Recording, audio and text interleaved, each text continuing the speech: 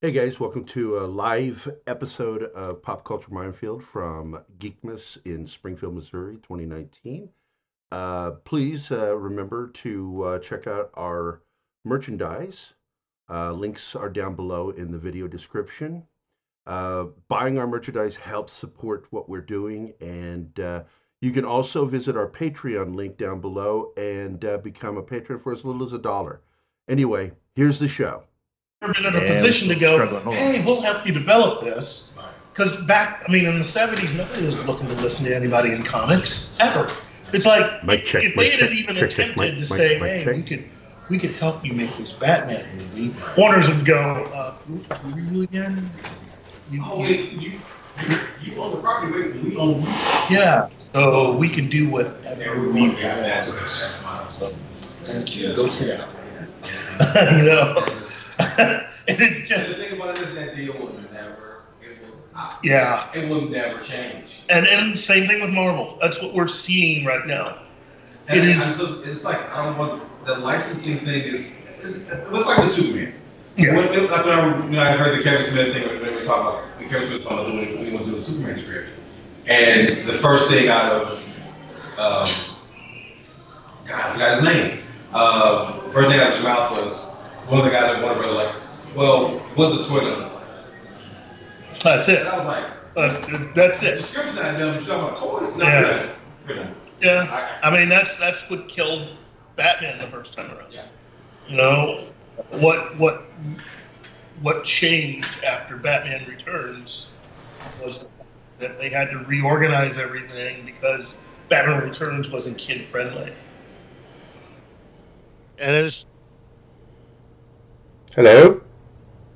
funny to make. Hey, we can hear you now. Hold on, see if I can turns project out to Warner the Brothers, the way room. that they run, the right hand really doesn't know what the left hand is doing. So it's like, okay, so you're running a massive corporation and nobody's talking to each other. Right, Gary?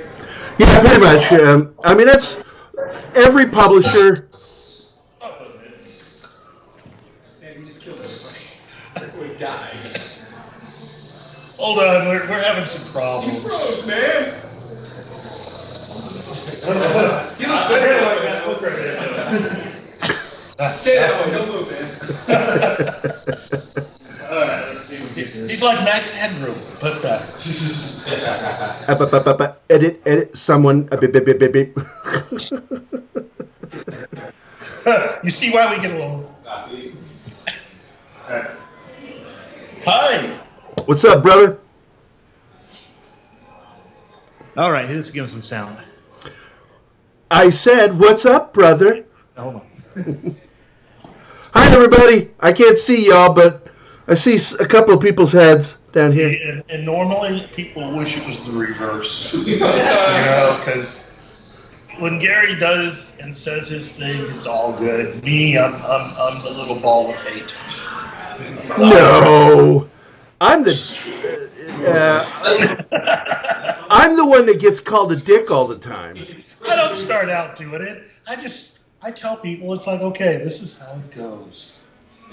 Gary will give you the dream, and then I will bring in the brick of reality. In my attempt to be helpful.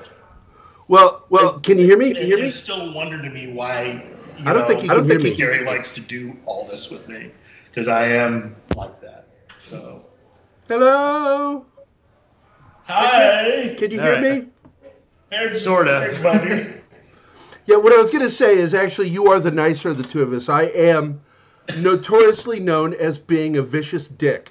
I went at the whole toxic fandom thing today, and Susan Layton from 1428 Elm chimed in, who's a good friend of Keith's and mine, and she's like, you nailed it. I'm like, yeah, because there's no such thing as toxic fandom.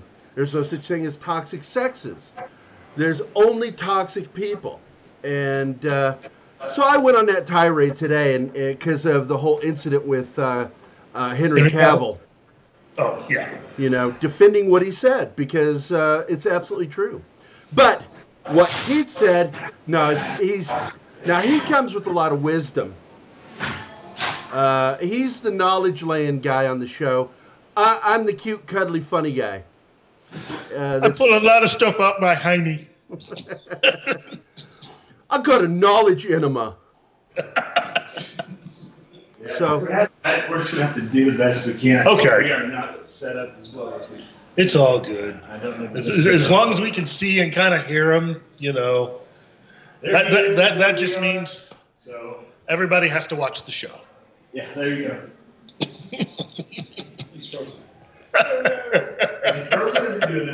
I do it. Look at the fan. It's moving.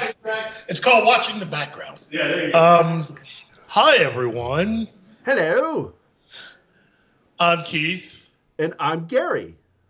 And this is Pop Culture Minefield, Woo! the Geekless edition.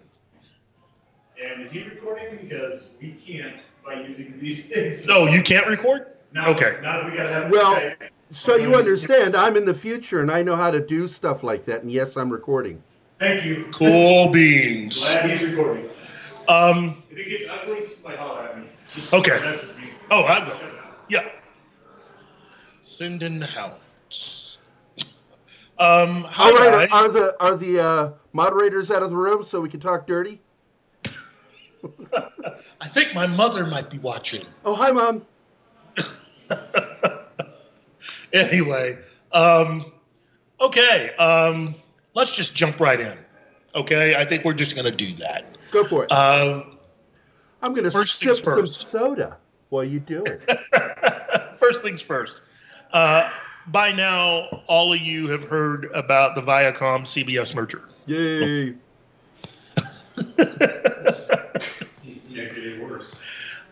Yeah, that's where we're at. It can't get any worse, unless you're a Star Trek fan, and then there always is that possibility. But as of right now, Sherry Redstone and National Amusements have basically taken full control over all of Viacom. Well, they've had it for a long time, and now they have CBS back. What that means now is that Paramount won't have to jump through a whole bunch of hoops to have a Star Trek movie. Right. Everything will flow better. Okay? Why her dad ever broke it up is just mind-boggling. Yeah. That is still, well, I mean, it's financial. It was a financial decision. Well, because they thought they could, split it up and make the money here and make the money here. But the problem was they split the money up. Yeah. And unfortunately, it was a bad situation that got worse. And for Star Trek fans, it got to be hellish. And here's one reason why, and Keith and I have talked about this on the show, is that they created a subset of rules from what they could and couldn't do. Yeah. It's like they had to have a 20% difference in everything. They could never have the Enterprise look exactly like the Enterprise from the original series or from canon. And that's when they came up with what they refer to in the 2009 to today Star Trek, they call Prime Timeline and Kelvin Timeline. But neither of those are canon timeline. Which ended in 2005 when Sherry Redstone's dad split up Viacom and CBS. Yep. Are y'all caught up now? I think we are. Okay. Thanks, dude. No, that's what I do. Anyway, Sherry Redstone's been very vocal about what she would like to do with this company. But since we're all geeks here, I'm going to get to the heart of all of this, where Star Trek is concerned. She thinks Star Trek is a part of the legacy of what her dad has. It is one of the most valuable pieces they have. She has not been happy with things as they have been going on. Personally, I think some of that has to do with the fact that she isn't the biggest Leslie Moonves fan out there. Moonves and she had some knockdown, drag-out fights. I think she basically wants to eradicate his presence and existence from anything that CBS has. That said, Les Moonves was the CEO. You can ask questions. Les Moonves was the longtime CEO and head guy for CBS. Mm-hmm. He's a guy that was notorious for not liking science fiction at all. In the time that he ran CBS, if you can think back, can you remember any other sci-fi series ever during his run? Nope. He came in, I'd say, late 80s, early 90s. And from that point on till he was let go a year ago. Because he liked to handle things. Yes, literally. And figuratively. Yes. He was a guy who hated science fiction and hated Star Trek in particular. He had a special hard-on hate for Star Trek. For whatever reason, I do not know. And one of the more unfortunate stories about his tenure was he once went on a rant, and he couldn't tell the difference. He had to be informed of the difference between Star Trek and Star Wars. He didn't know the difference. So when Viacom was split from CBS, and for whatever reason, they decided to give the rights of Star Trek, take them from Paramount, and give them to CBS. Not sell them, give them. That's still one of those portions of the puzzle that Gary and I have yet to figure out, you know. But it made things kind of difficult, to say the least. Which is why, like I mentioned before, that's what led to so many problems with the Star Trek uniforms and the Enterprise itself in the Kelvin movies that J.J. Abrams made. Which, again, I will give J.J. this credit. The best thing he ever did was putting it in a different universe to help explain all the major differences. And with CBS, though, oh my God, Les Moonves, when he decided to commission the show, hired Brian Fuller, who was a writer who had gotten his big break working in Star Trek. A genius move, by the way. Yeah, he's a phenomenal writer, showrunner, you know, and so he was given the parameters of creating a brand new series. He writes this incredible pitch. They decide to move forward with his script. Fine. So he's hiring writers, they're creating stuff. And somewhere between started the filming of the pilot, and I think before the pilot had been completed, mysteriously he was no longer working for CBS. Oh, it's amazing how those things happen. Pure insanity. And so Secret Hideout was brought in. Alex Kurtzman, who is an acolyte of J.J. Abrams. Kurtzman was also one of the writers of the 2009 Star Trek. He and his former partner both wrote the scripts for Star Trek and Star Trek Into Darkness. And I think it's important to point out that one of the greatest achievements of Alex Kurtzman is that he has single-handedly brought down every property he's ever touched. And how he gets work, I don't know. I mean, he destroyed the Mummy. Yeah, he was in charge of the Universal Monster Universe. We're going to reboot it. And managed to bring that down with one movie. He wraps it up in one. Yeah. But the thing about Brian Fuller was, having grown up as a Star Trek fan, having worked in Star Trek, his original script and idea for Discovery, from what I've heard, is amazing. That is not the show that we got. As happens when you get a new guy coming into a job, the decision was made to make some changes. So they went ahead and made changes, alterations to what Fuller had created. No. These are changes. Repurposing. See, repurposing. Okay, repurposing. So, the tardigrades. I like to refer to it more as regurgitating, vomiting, throwing up all over the place. When you take, you know what a tardigrade is? Yes. A little tiny cellular animal. It's the key. It's what do you call it? The koala bear of the microscopic world. Mm-hmm. And for Brian Fuller's script, his version of Discovery, a lot of the characters were different than what you see on the current version of the show. Mm-hmm.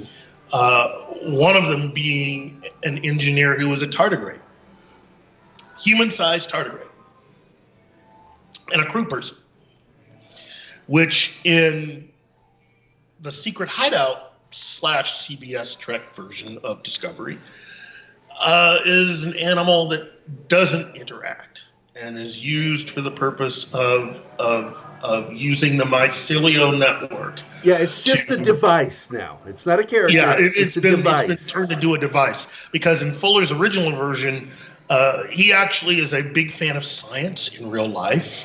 So he researched out, and the mycelial network has more to do with plants. No. I mean, seriously, like plants. Literally, we're talking plants, mushrooms, stuff like that. And so as part of the plot of his thing, it was meant to help an entire planet's ecosystem come back around and grow and somehow Alex Kurtzman took that and said, we can help starships go faster. Yay! What about the steam? The lawsuit. Oh, yeah, I'm getting to that. Anasadine. Yeah, who is that? Who's rushing the story? Stand up. Let me see who's doing that.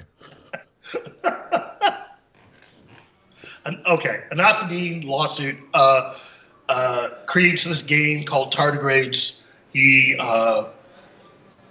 basically posts everything that he does online to make sure that people, he was going through Steam, so people on Steam could see him as he's creating this. He is a guy who was doing this on the side.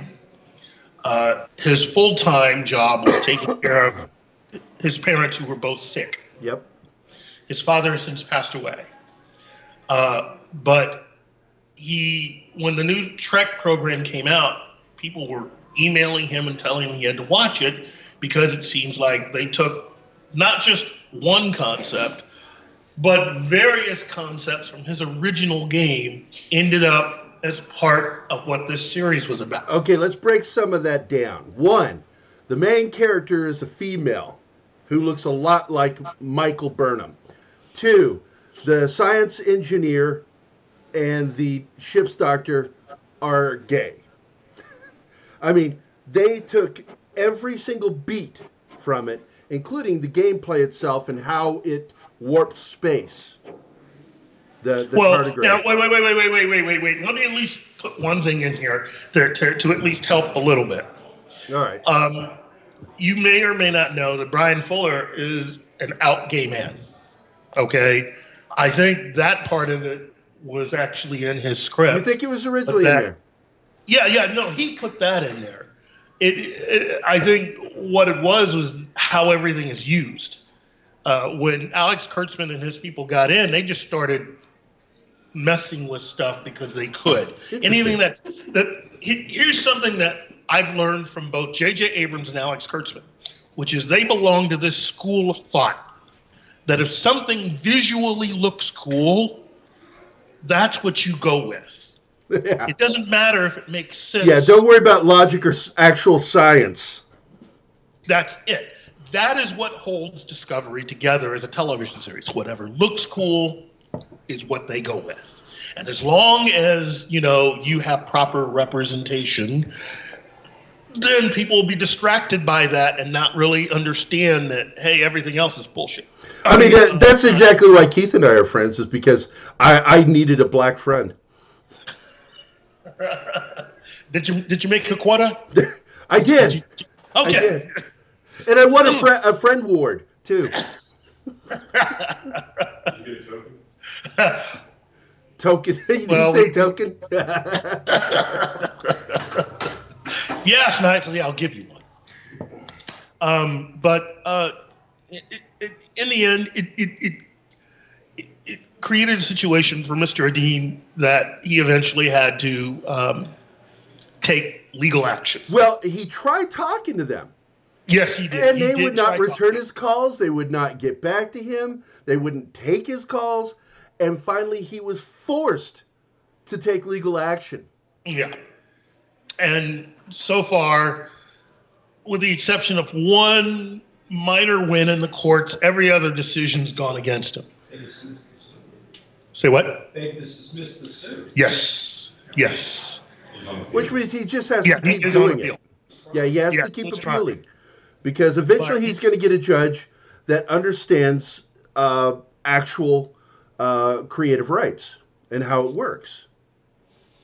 And one of the things that the Discovery people have done that hasn't really helped their case in this is that they refuse to turn over the logs that they, the gaming, their computer logs. That's right. Search logs for various search engines and stuff during the time when they were reassessing, researching, all that stuff. And so, got to get those quotation marks in there. I know. I got to make sure to keep using them properly. But that would help clear up a lot of this. As it stands right now, for myself, I can't speak for Gary, for myself, I think Mr. Adine has got a pretty good case and could end up making a lot of money. It makes no sense that it's been dismissed because it is a legitimate case of theft. It really is. It's clear cut. And we have so many corrupt judges out there. What did he say? What did he say? Repeat it. I said it's not like Star Trek's ever stolen any ideas. Like, the Babylon 5. True, and it also happened during Enterprise. The whole Xindi thing. Yeah, they got in trouble for that too. Oh, and let's not even forget, Enterprise itself was stolen from Miller. Yeah. Oh wait, not Miller, Moore. Yeah, Ron Moore. Again, I'm not going to sit here and say, Star Trek's ever been, totally clean and outside the realm of doing anything wrong. But in this particular case, it's so blatant and it's so badly done. If you're going to steal, put some work into it. Yeah. And it seems like they didn't. You had a lot of people. The other thing about the writing staff for this show is that when Brian Fuller was putting together his writer's room, he had two people that had not really had any real experience running television that were his assistants. And he was going to give two people an opportunity to do what he had done with Star Trek, which is learn the business really, really well and learn how to be showrunners. When he got canned, they put those two in charge. Which goes back to something I've said because, I worked, some people know, Keith knows, that I worked for Josh Becker, who was part of Hercules and Xena back in the 90s going into the 2000s. And I'm his artist. I do a lot of his production art and posters art and stuff like that. And so we had a conversation about Alex Kurtzman because that's where he came up. It was during the Hercules Xena years. And I said, what did you think of him? And he said, he was a nice kid, but he was a horrible writer, just a shit writer. And he lucked into every gig he ever got. It was because somebody else got fired or left that he got put into a position. And that's all the way up to Star Trek. All the way to Star Trek. He's failing upwards. He's failing upwards.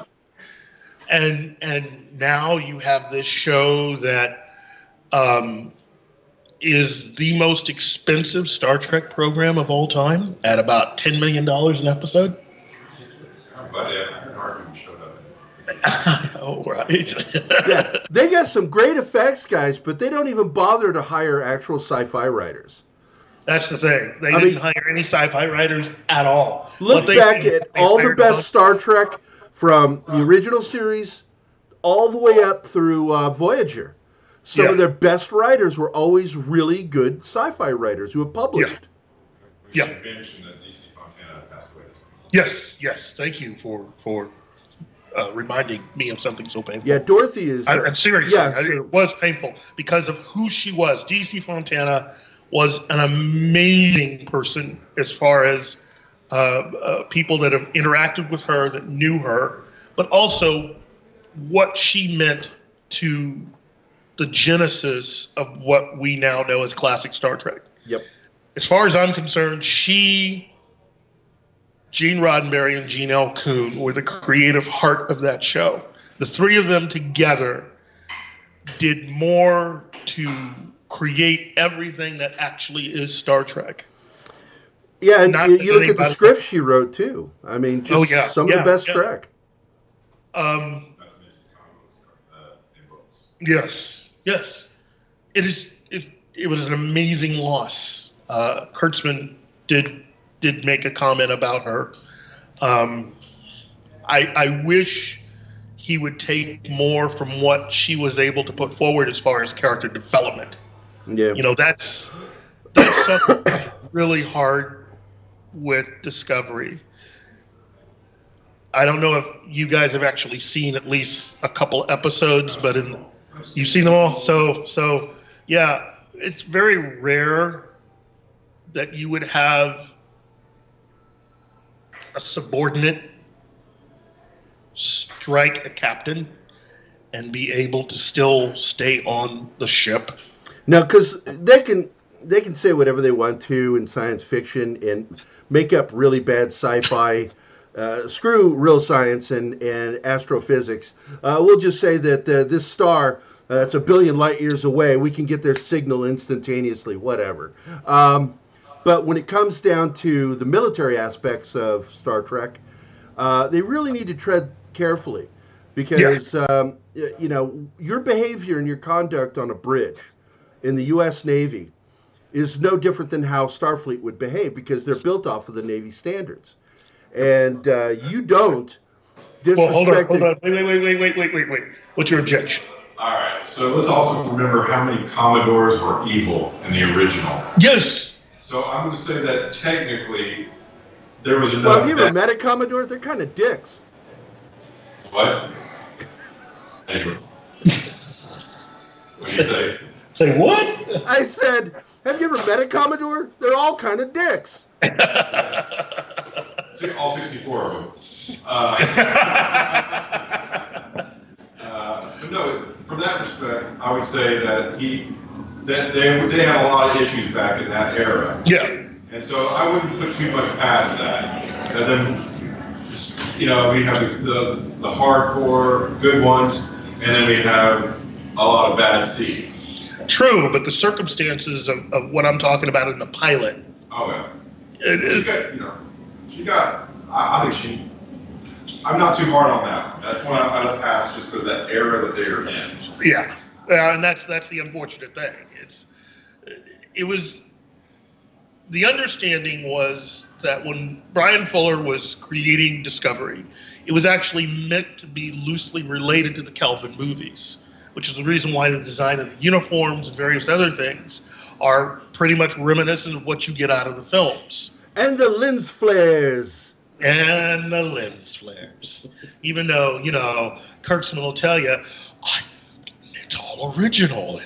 And this is just what No, this has nothing to do with the movies. And you're using camera moves, you're using lens flares, even when you look at the costumes for the crew. And, people started putting the Delta shield in the fabric. Didn't you guys do that in the original Kelvin Star Trek films, and nobody had ever done that before prior to that? Oh, no, this is something. And then it turns out all of their creature effects makeup people were all people that worked on the movies. What are the odds of that? Oh, amazing.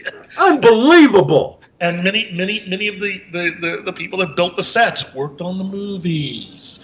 Many of the people that were in charge of designing, the costumes for Discovery worked on the movies. This is amazing. I cannot believe this information. So, Fuller knew what he was able to do, and he played within that. Say what? I don't know about stealing, considering some of the ideas he came up with that were rejected roundly. What you had with Fuller was him trying to, because he wasn't trying to steal anything. What he was trying to do was to take a bad idea and try to make it better. How to do some original stuff within the limitations that they gave him. And it really kind of sucks because his ideas were so much better than what we ended up getting. His idea of creating a Star Trek series, his original pitch to CBS was take the idea behind the American Horror Story stuff, the model, and use that creating Star Trek. Use that to explore the world of Star Trek, where each season is a whole different group of characters and a whole different group of circumstances that allow you to explore the furthest reaches of the final frontier. So you could have an entire television series, a season set on Klingons, with the Klingon planets and Klingon culture and all of that. And then next season you do something set in San Francisco at Starfleet Academy. And the following from that you do one on Vulcan. Yeah, and each season would have its own main characters. Yeah. You know, instead of like having an ongoing series, because that's why we got all. I know you and I both got excited when we heard about that. Yes. Like, it's American Horror Story, but in space. Yeah. It's a horror story. Yeah, it was basically a horror story. And so the idea for Discovery was born out of one of the ideas that he had for what one of the seasons of that version of the show would be like. And that's when they said, okay, we hate all of this except that. We like that. Do that. Expand that into an actual series. Oh, okay. So that's what he did. Now, during all of that, he also came up with an idea. It's like, hey, I have an idea for something that we could do. I have a story about what we could do with the character of Data and his relationship with Picard. And he puts out a whole thing about that, and they reject that roundly. And that eventually became Alex Kurtzman's idea for the Picard series. That's where the Picard series comes from, which was something that Brian Fuller had come up with. Yeah, and once again, Kurtzman tried to take credit for that. But well, he gets some credit because Fuller was nice enough to go, look, this idea comes from the Countdown comic book that Alex Kurtzman and his old partner had put out before the 2009 Star Trek. So if you have that comic, you'll understand basically where they're going with Picard. They give you that, and he decided, you know what, I'm going to use that as a jump-off point and create this thing over here and make it really cool.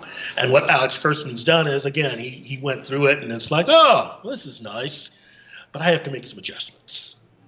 And that's what he did. And now, from what I've heard, a lot of those adjustments have been dialed back. And this is quietly thanks to Sherry Redstone. When they found out what her feelings were on all of this, there were some adjustments. First of all, Alex Kurtzman was no longer in charge of Picard. Let's give him another job and get him out of Star Trek. And so they put Michael Chabon in charge. And since he was probably one of the few people on the Discovery writing staff that was actually a fan of Star Trek. That's the other thing about the rest of the writing staff. Half that writing staff were people that had written for the Gilmore Girls. Yeah. And the other half, that is so easily understandable why they're connected. Right? Just let's be honest, Orville hired everybody we wanted. Orville did hire quite a few people. Yes, they did. Yep. And my big thing right now is I don't think Orville's going anyplace, mainly because it's a Disney property now. And so Disney can do whatever they want. They might just keep Orville around just to stick it to CBS. And it's on Hulu now. That's going to be great. Oh, yeah. Imagine with all the jokes well, it's going to Hulu, and on top of that, they're extending the length of the episodes. Yeah. Say that again? They're extending the length of the episodes. Okay. So they're going to be able to do a little bit more. So there you go. I mean, So there is some good to come out of this. Yeah. But again, we are in for there's some more stuff coming down the pike. The way I look at it, a year from now, I think what we can expect is that whatever current projects are being planned will either be frozen or reconfigured in a way that Sherry Redstone thinks they should be. Yep.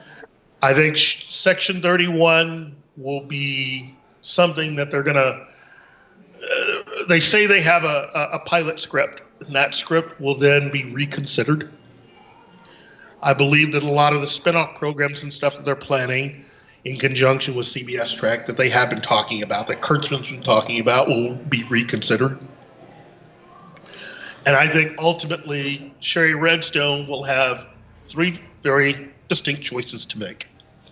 She can fire Kurtzman, which was not a smart move because they owe him. That's not a smart move. It's a contract. It's the curse of Les Moonves. When he gave Kurtzman the job, the contract that he has would basically make him one of the most wealthiest people in if he ever got fired before his contract was up.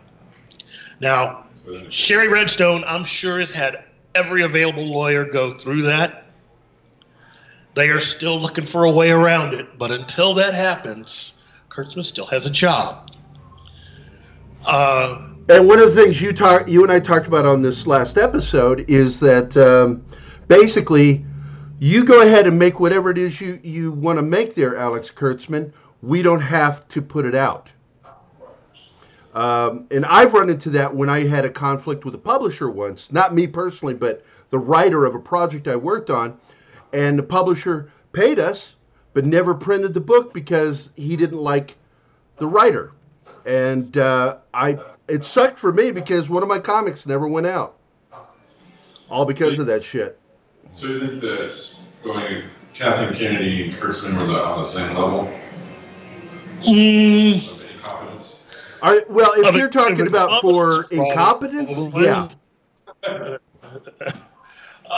Look, if we're going to switch over into the whole Star Wars thing, let me at least say this about Kathleen Kennedy. Kathleen Kennedy is not a creative at all. No. She's a business person. She's a pencil pusher, a paper pusher. That's what she's good at. Being a producer means you're and according to able to go out. Spielberg, she was really good at making a mean cup of coffee. So This is her talent. I think if she just stuck to making sure that Lucasfilm doesn't lose any money, she's good as long as she stays out of the creative end of everything.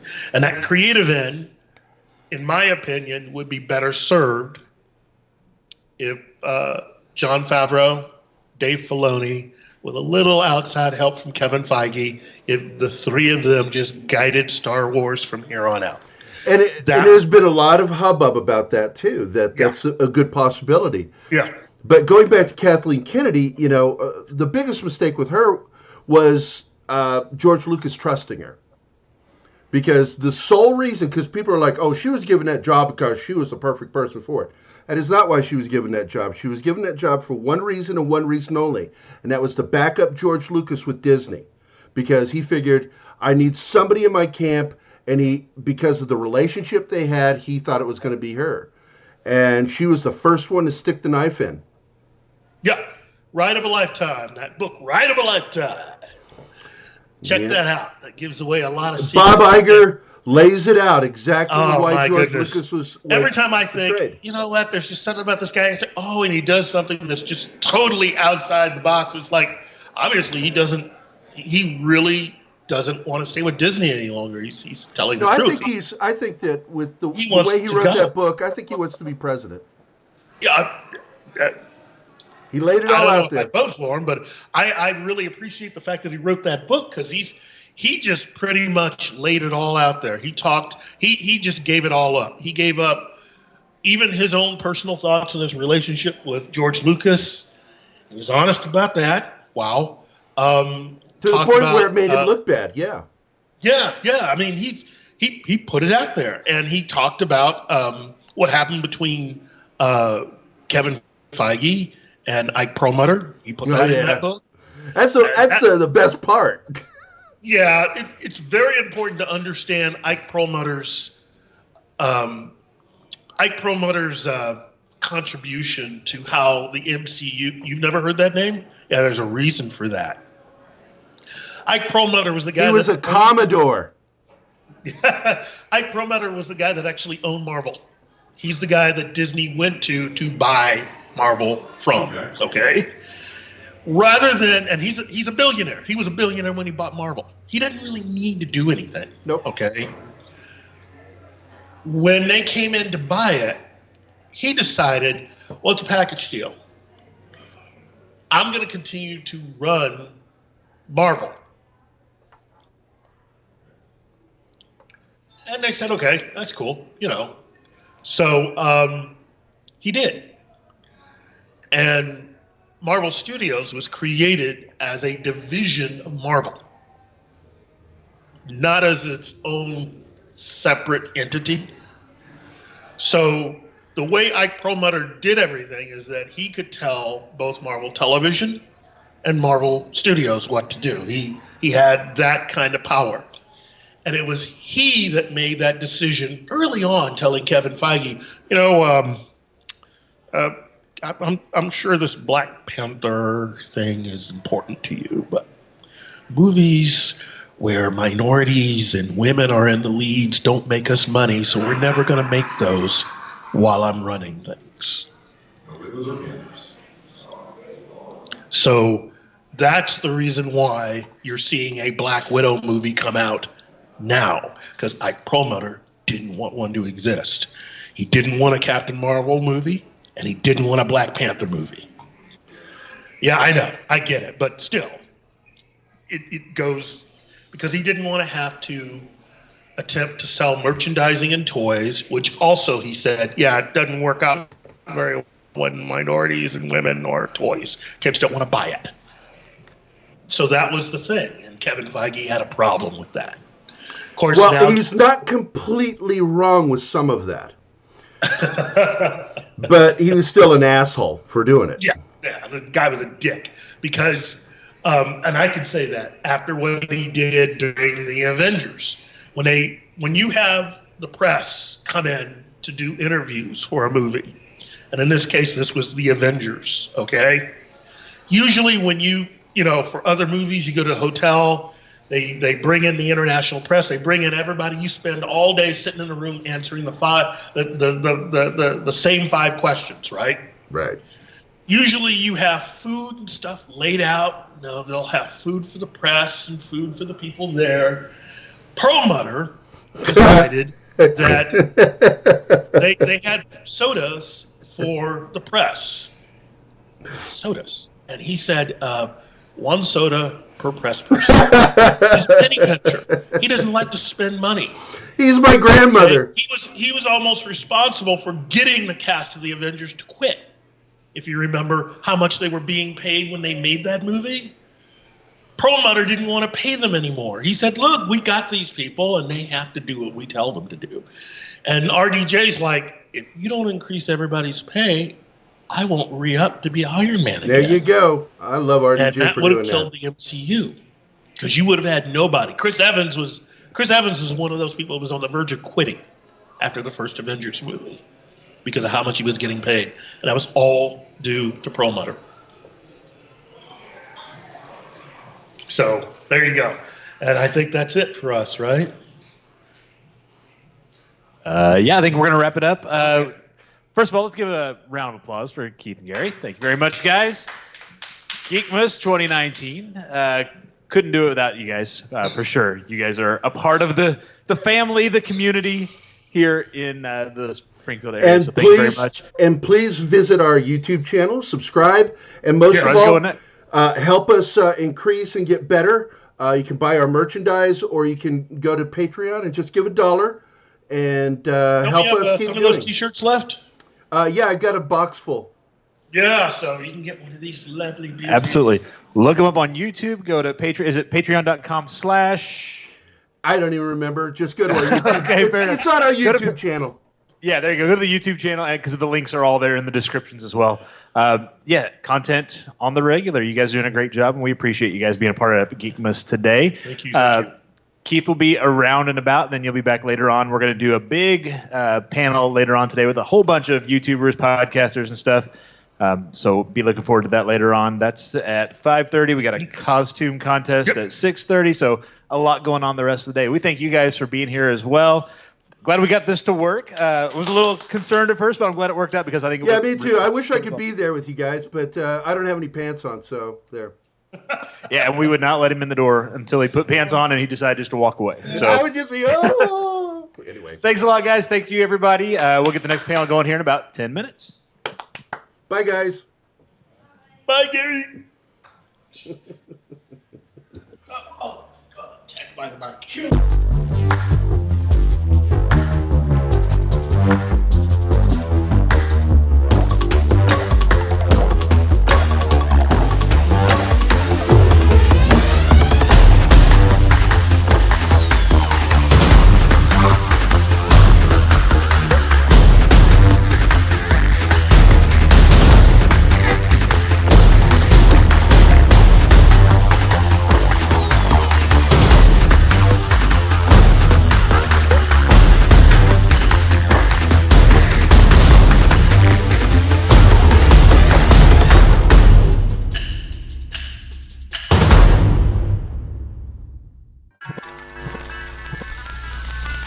Y'all come back now, you hear?